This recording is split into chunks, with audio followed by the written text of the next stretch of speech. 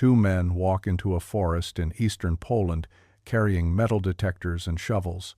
They're hobbyists, weekend warriors chasing old belt buckles and shell casings buried since the Second World War. They've done this 100 times before, but on this particular morning, in March 2025, one of their detectors starts screaming, not the faint chirp of a button or a coin, a deep, sustained tone that means something big is underneath. They start digging. 6 inches down the shovels hit concrete. Not a rock, not rubble, a slab. Smooth, deliberate, and sealed.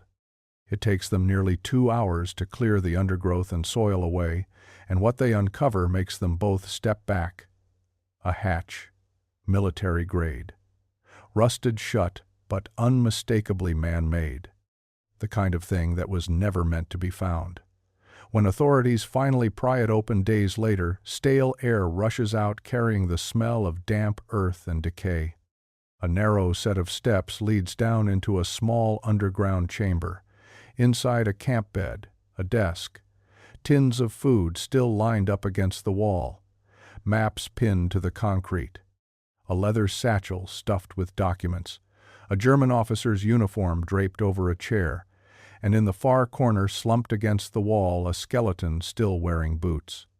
Nothing in this room has been touched since 1944. For 81 years this bunker sat beneath the forest floor, completely hidden, while the world above it changed beyond recognition. The war ended, borders shifted, generations were born and died. And nobody knew he was down there. Who was this man? Why did he hide? And why did no one ever come looking for him? His name was Helmut Brandt, General Major. Born 1,896 inches, Königsberg, East Prussia, into a family that had produced military officers for 3 generations. His father served in the Franco-Prussian War. His grandfather before him. Helmut was never asked what he wanted to be. The uniform was waiting for him before he could walk. He entered the Prussian Cadet Corps at 14. By 18, he was fighting in the trenches of the First World War. He survived Verdun. He survived the Somme. He came home with an Iron Cross and a limp he never spoke about. Between the wars, Brandt built a reputation as one of the German army's sharpest tactical minds. Colleagues described him as meticulous calm under fire and deeply private. He didn't drink. He didn't boast. He played chess by correspondence with a former professor and wrote long letters to his wife Marguerite that read more like philosophy than military updates. By 1944, Brandt commanded a division on the Eastern Front tasked with holding a defensive line that everyone knew couldn't be held. The Red Army was advancing on all fronts. Berlin kept sending orders that bore no resemblance to reality. Hold your position, no retreat. Fight to the last man. Brandt followed orders because that's what he'd been trained to do. But those who served under him noticed the change. The silences grew longer. The jaw tightened. He stopped eating with his staff. One of his adjutants later recalled a conversation from that final summer. Brandt stood at a window watching supply trucks roll east carrying ammunition to units that no longer existed. He said quietly, almost to himself, "We are feeding a dead horse." Then he turned away and said nothing more. 3 weeks later, Helmut Brandt vanished. To understand what happened to Helmut Brandt, you first have to understand what the Eastern Front looked like in the summer of 1944. Because it wasn't a front anymore. It was a collapse. On June 22, the Soviet Union launched Operation Bagration, the single most devastating military offensive of the entire war. Within weeks, an entire German army group ceased to exist. 28 divisions were destroyed. Over 300,000 soldiers were killed, captured, or simply swallowed by the advancing tide. The scale of the disaster was almost incomprehensible. Maps in Berlin were updated daily, and daily they showed the red line pushing further west. For officers like Brandt, The reality on the ground was even worse than the numbers suggested. Supply lines were severed. Communication broke down for hours, sometimes days at a time. Units that were supposed to be holding positions had already been overrun, and no one at headquarters knew it yet. Brandt's division was stationed near the Narew River in northeastern Poland, tasked with holding a sector that command insisted was strategically vital. But the men holding it knew the truth. They were a speed bump. Replacements arrived younger every month. Boys of 16 carrying rifles older than they were. Brandt reportedly refused to send one group of reinforcements to an exposed forward position, saying they'll be dead before sunset and I won't sign the order. His chief of staff signed it instead. 14 of the 18 replacements were killed within 3 hours. Every night Brandt sat in his command post receiving radio transmissions that contradicted each other. Hold the line. Prepare to withdraw. Counterattack at dawn. The orders came from men sitting in offices 600 miles away, men who hadn't seen the front in months, if ever. Morale wasn't just low, it was gone.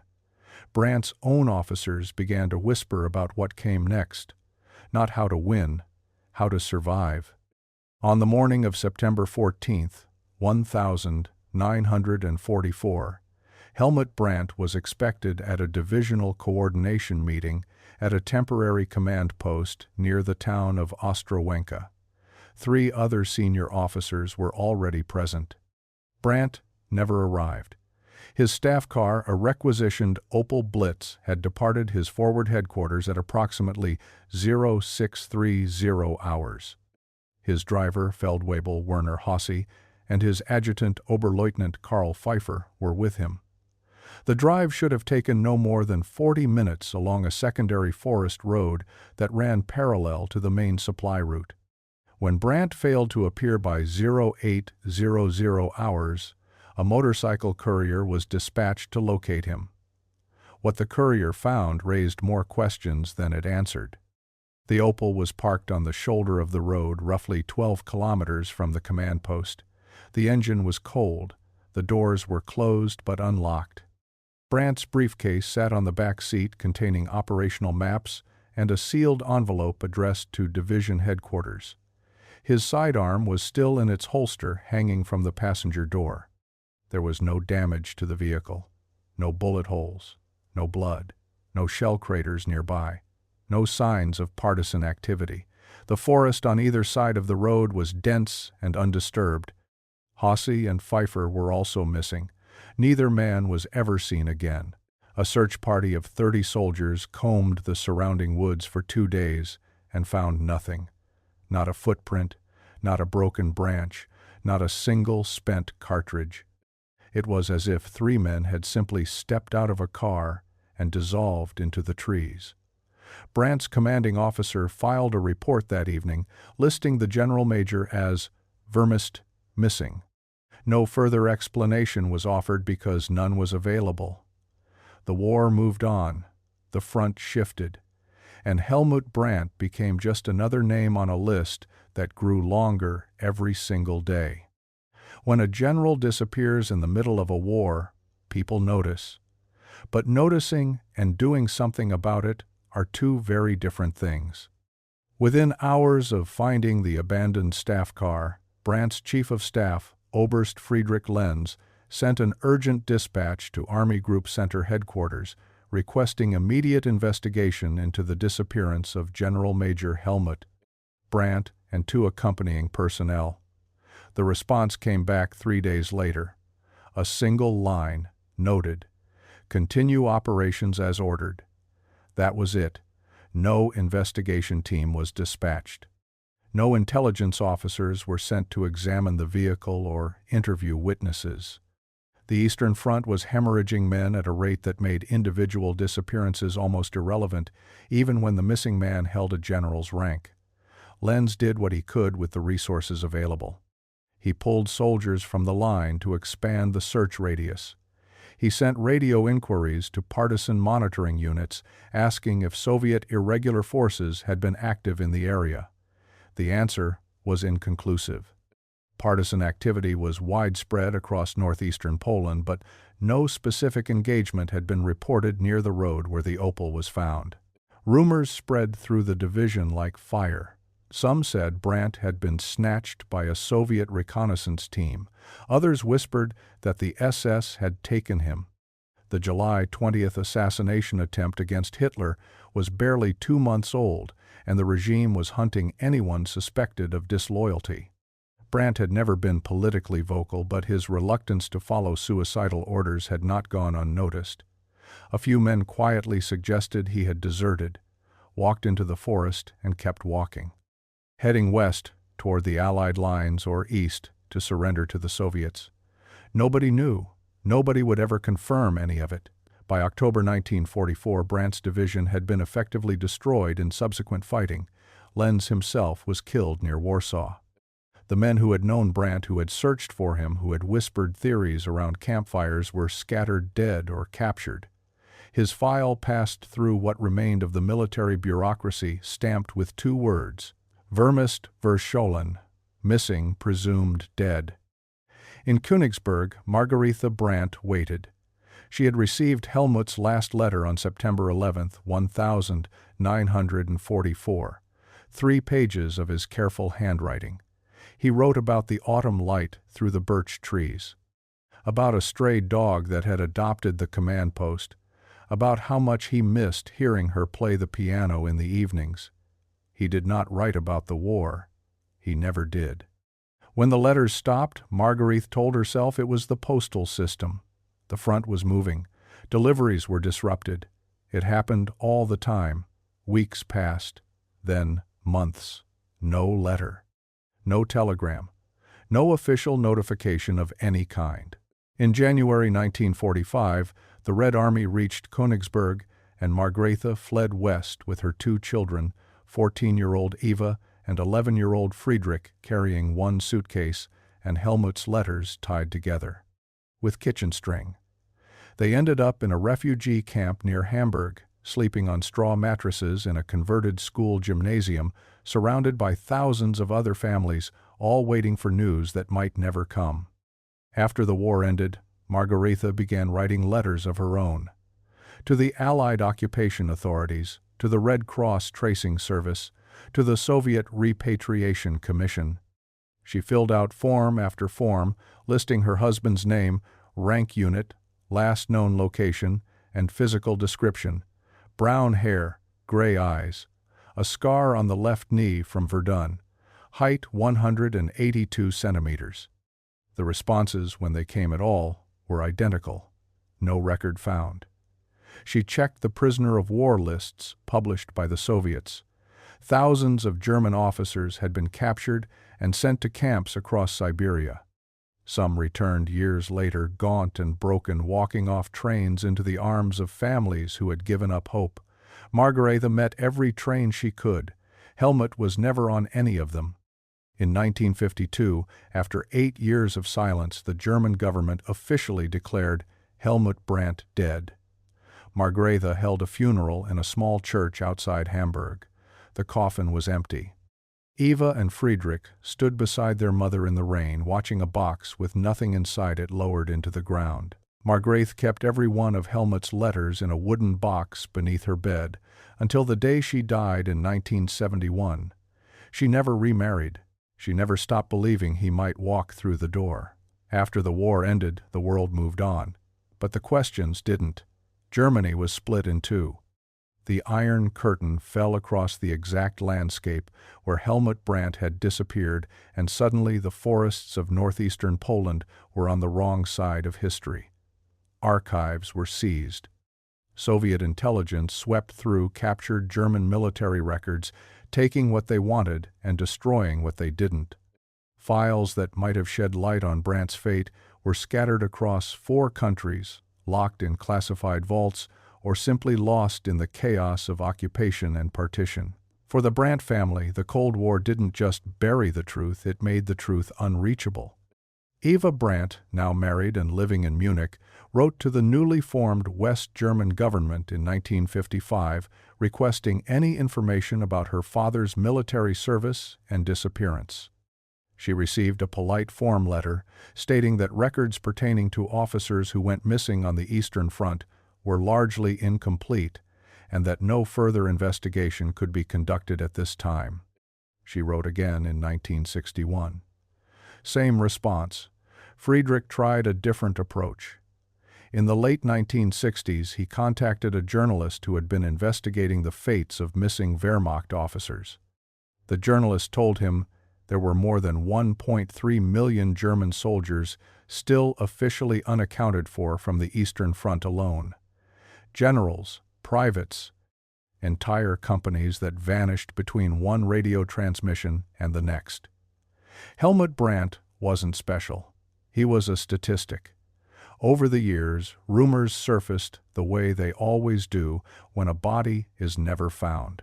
A former soldier living in Buenos Aires claimed to have seen Brandt at a cafe in 1953. A Red Cross worker reported that a German officer matching his description had died in a Soviet prison camp near Vorkuta in 1948. A retired intelligence officer suggested that Brandt had been recruited by Soviet military intelligence and had spent the rest of his life in Moscow under an assumed name. None of these leads were ever verified. None produced a single piece of evidence. They were ghosts. Stories told by people who wanted answers and were willing to invent them when the truth refused to appear. Eva died in 2003. Friedrich in 2011. Neither ever learned what happened to their father. When someone vanishes without explanation, people will create one. And the longer the silence lasts, the louder the theories become. In Helmut Brandt's case, the theories started small and grew into something that took on a life of their own. The first and most persistent theory was that Brandt had been involved in the July 20th plot. The 1944 assassination attempt against Adolf Hitler had drawn in dozens of senior military officers, many of whom were arrested, tortured, and executed in the weeks and months that followed. Brandt's disappearance came less than 8 weeks after the bomb went off at the Wolf's Lair. The timing was suspicious. His known reluctance to follow Berlin's increasingly desperate orders had been documented. Had the SS identified him as a sympathizer? Had they sent a team to intercept his staff car on that forest road and quietly eliminate him before he could be interrogated, it would explain the clean scene. No bullet holes, no struggle. Professional work by professionals who knew how to make people disappear. But here's the problem. Brandt's name never appeared on any of the July 20th arrest lists. No surviving conspirator ever mentioned him. No SS file linked him to the plot. The theory was compelling, but entirely circumstantial.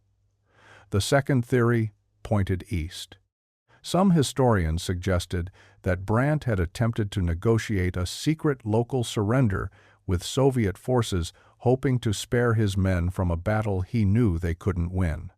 Back-channel communications between German officers and Soviet commanders were not unheard of in 1944, though they were extraordinarily dangerous. If Berlin had discovered such negotiations, the punishment would have been immediate execution had Brandt been caught in the act. Or had the Soviets themselves double-crossed him, accepting his approach, then capturing him for intelligence purposes. No Soviet records have ever confirmed contact with Brandt, but then again, Soviet records from that period are incomplete and, in many cases, still classified. Then there was the desertion theory, the idea that Brandt simply walked away, that he shed his uniform somewhere in that Polish forest and disappeared into the civilian population. Men did this. Not often, and not easily, but it happened. Officers who had seen enough, who couldn't face another order to hold a line that existed only on paper. Could Brandt have planned his own vanishing, staged the abandoned car, sent his driver and adjutant away, or worse? Started a new life under a new name in a country that didn't care who he used to be. But if Brandt deserted, where did he go? How did a 8-year-old Prussian general with a limp and no identity documents, survive in a continent tearing itself apart? And why in 81 years did no trace of him ever surface? Each theory answered one question and created 10 more. And the truth was still down there, buried under 6 inches of Polish soil, waiting for 2 men with metal detectors and a free Saturday morning. Marek Kowalski and Tomasz Zielinski met in 2014 at a military affair in Białystok. Marek was a plumber. Tomasz drove a delivery truck for a furniture company. Neither had any formal training in history or archaeology. What they had was an obsession. Every other Saturday, weather permitting, they loaded their metal detectors into the back of Marek's battered Skoda and drove east into the forests that line the Narew River Valley. This part of Poland is soaked in history. The front lines passed through here twice, once heading east in 1941, once heading west in 1944. The soil is full of it: shell fragments, ammunition casings, buttons ripped from uniforms during hand-to-hand fighting, dog tags so corroded you can barely read the names stamped into them. Over 11 years, Marek and Tomasz had pulled hundreds of relics from the ground. Most of it was mundane: bent cutlery, broken equipment, the occasional live round that required a very careful phone call to the authorities. They cataloged everything, photographed it, and posted their finds on a small online forum where other detectorists shared discoveries and debated what they'd found. It wasn't glamorous work. It meant long hours in cold mud, swatting mosquitoes and digging holes that usually produced nothing. But every now and then the detector would sing, and something would come out of the earth that made the whole day worth it. On March 8, 2025, they were working a stretch of forest about 15 kilometers southeast of Ostrołęka. Marek had chosen the area after studying old Soviet military maps that showed German defensive positions in the region. Most of the obvious sites had already been picked clean by other detectorists over the years, but Marek had noticed a gap, a section of forest between 2 known positions where no one seemed to have searched, probably because it was difficult to reach. The undergrowth was dense, the ground was uneven and boggy in places. There was no path. They had been scanning for about 3 hours, finding nothing but a few corroded nails when Tomasz stopped walking. His detector was producing a tone neither of them had heard before. Not the sharp ping of a small metal object, a deep, low, continuous signal that suggested something substantial buried close to the surface. Tomasz called Marek over. They looked at each other. Then they started digging. The first shovel strike hit something hard about half a meter down. Marek assumed it was a rock. Northeastern Poland is full of glacial deposits that can fool you into thinking you've found something when all you've hit is geology. But when he scraped the blade across the surface, the sound was wrong. It wasn't the dull grinding of stone on metal. It was a flat, solid thud, concrete. They cleared the soil carefully, working outward from the center.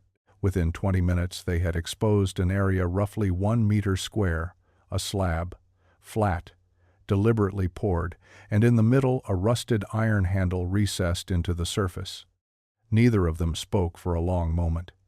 In 11 years of detecting, they had found bunker fragments before, collapsed dugouts, sections of trench line filled in by decades of forest growth. But this was different. This was intact. This was sealed. They tried the handle. It didn't move. Rust had fused the mechanism shut, and the weight of the slab made it impossible to shift by hand. They drove to the nearest town and came back with a pry bar and a bottle jack. It took them another hour. When the slab finally shifted, the seal broke with a sound like a long exhale. Air came up from below, cold, stale, carrying a smell that was hard to place. Not rot exactly, something older, something that had been locked away so long it had become its own atmosphere. Tomasz shone his phone light into the opening. Concrete steps, narrow. leading down about 2 meters into darkness. The walls were rough-hand, poured not the clean engineering of a standard military bunker. Whoever built this had done it quickly and without heavy equipment. This wasn't on any blueprint. This wasn't part of any defensive network. Someone had built this to hide. Marek went down first. The chamber was small, maybe 3 meters by 4, low ceiling. He could barely stand upright, and what he saw in the beam of his phone light made him stop breathing. A camp bed with a blanket still folded on it. A wooden desk with papers spread across the surface. Tins of food stacked against the far wall, labels faded beyond reading. A uniform jacket draped over the back of a chair. And in the corner, sitting against the wall with his knees drawn up as if he had simply fallen asleep, a skeleton. Boots still on, hands resting in his lap. Marek backed up the steps slowly. He looked at Tomasz and said one word. Dzwon, call. Tomasz pulled out his phone and dialed the police. Within 48 hours, the site was cordoned off, and a forensic archaeology team from the University of Warsaw was on its way. Whatever this was, whoever this was, had been waiting down there for 81 years. The waiting was over. The forensic archaeology team from the University of Warsaw arrived on March 11th, 3 days after the discovery. Led by Dr. Katarzyna Nowak, a specialist in Second World War recovery sites, the team had excavated dozens of wartime burials across Poland. Mass graves, collapsed field hospitals, shallow pits where retreating armies had dumped their dead. But when Nowak descended the steps into the bunker, she later told journalists she had never seen anything like it. It wasn't a grave. It was a room. A room where someone had lived. The camp bed was still made. The blanket folded with military precision corners, tucked tight the way a man trained in Prussian discipline would have done it automatically, even at the end. On the desk, a petroleum lantern sat beside a tin cup and a fountain pen.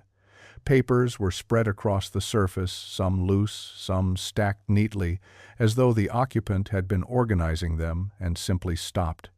Pinned to the concrete wall behind the desk were 3 maps. One showed the region around Ostrołęka, with German and Soviet positions marked in colored pencil. Another was a broader map of northeastern Poland, with a route traced in red ink heading west. The third was a hand-drawn sketch of the bunker's immediate surroundings, marking distances to a water source, a road, and what appeared to be a supply cache.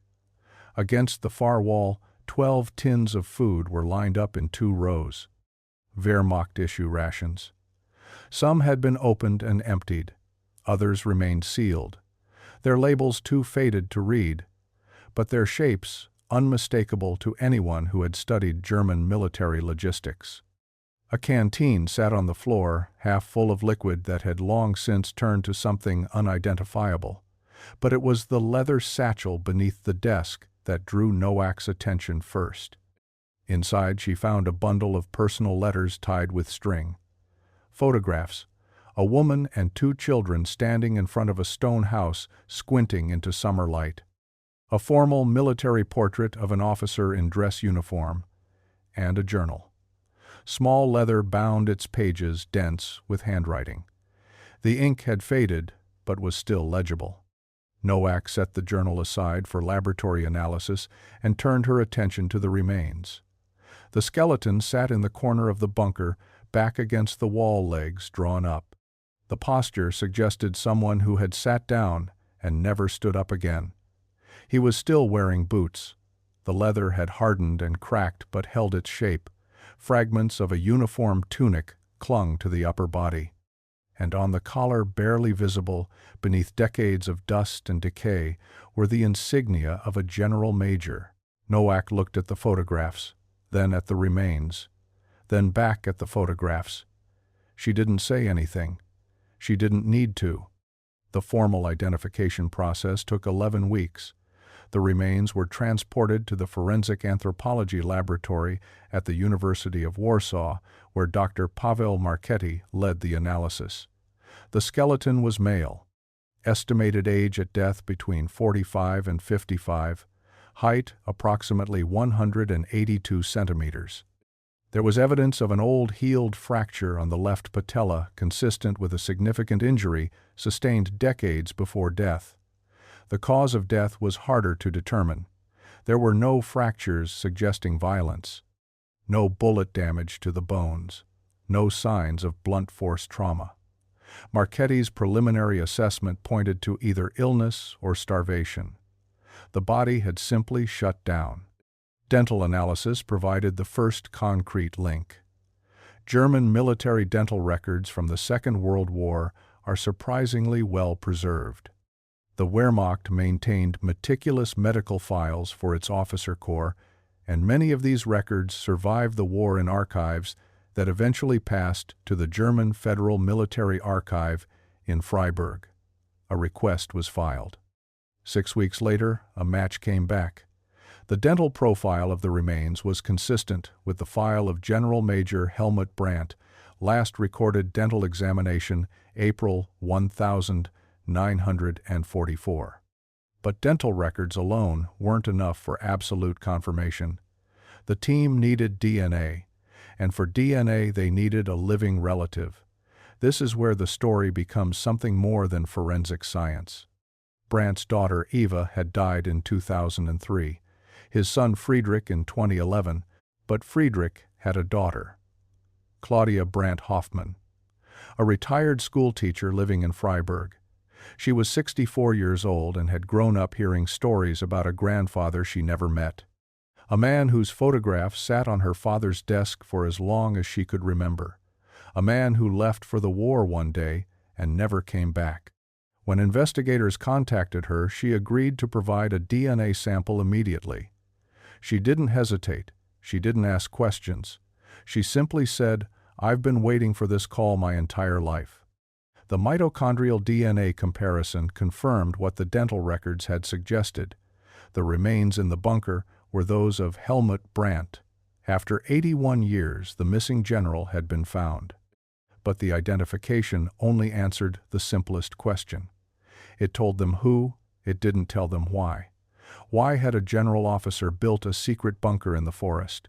Why had he disappeared from his own war? Why had he sealed himself underground with enough supplies to last weeks but apparently never emerged? The answers to those questions were sitting in a leather-bound journal on a laboratory table in Warsaw. And what those pages contained would rewrite everything anyone had ever assumed about Helmut Brandt's disappearance. The journal was transferred to the Conservation Laboratory at the University of Warsaw, where specialists spent 3 weeks carefully separating the pages, stabilizing the ink, and photographing every entry under controlled lighting. There were 47 entries. The first dated September 12, 1944, 2 days before Brandt disappeared. The final entry, October 29th. What the pages revealed was not the story of a traitor or a coward. It was the story of a man pushed to a breaking point most people will never understand. On September 12th, Brandt received a directive to implement scorched earth measures across his sector. Destroy all infrastructure. Bridges, railways, civilian buildings. He wrote, "I am a soldier. I have followed orders my entire life, but I cannot follow this one." Over the next 2 days, he confided in 3 trusted soldiers from his security detail. Together, they built the bunker in 2 nights, using materials from a damaged supply depot. His plan was precise.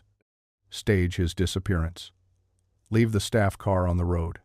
His driver and adjutant would take false documents and head west. Brandt would seal himself inside and wait for the Soviet advance to pass over him. Then he would emerge and surrender to the Western Allies. For the first 2 weeks, the entries are calm, methodical. He tracked artillery sounds to estimate the front's movement, rationed his food, read Margrethe's letters by lantern light. But by early October, the tone shifts. The front had stalled. He was still behind enemy lines with no way to know when things would change. On October 22nd, he wrote, "Something is wrong with my stomach. I cannot keep food down." On the 26th, simply, "Very weak today."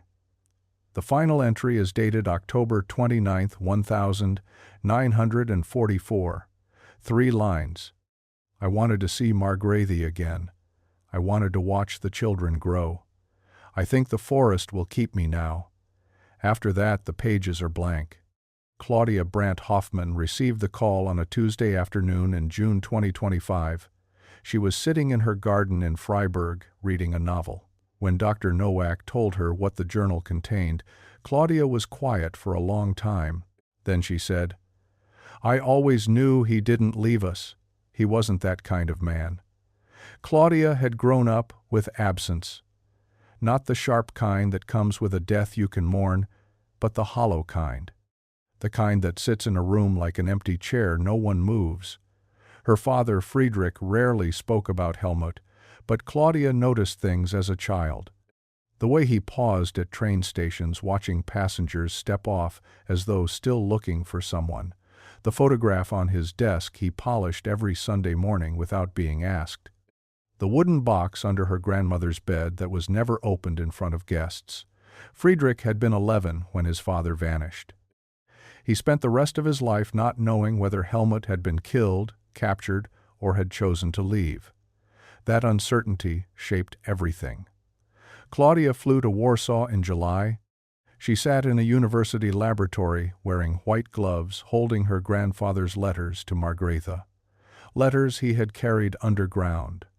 Letters he read by lantern light in the final weeks of his life.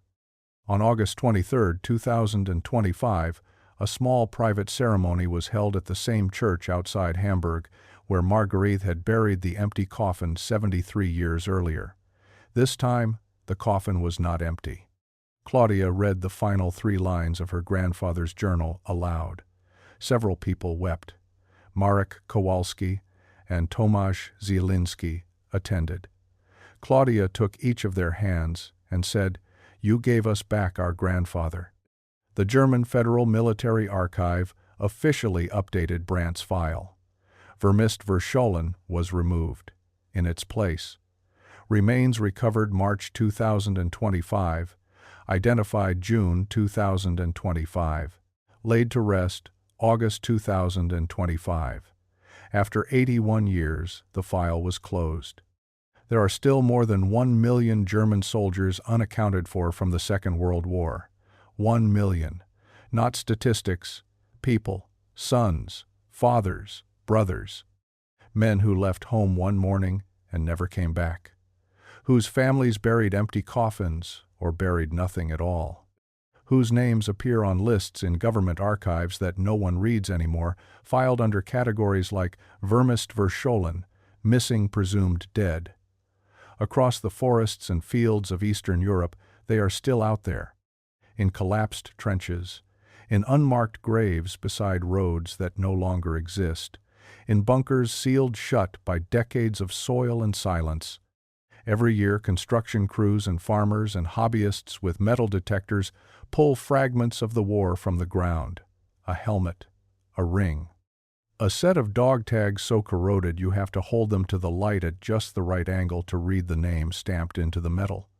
Most of these discoveries never make the news. They are processed, cataloged, and filed away.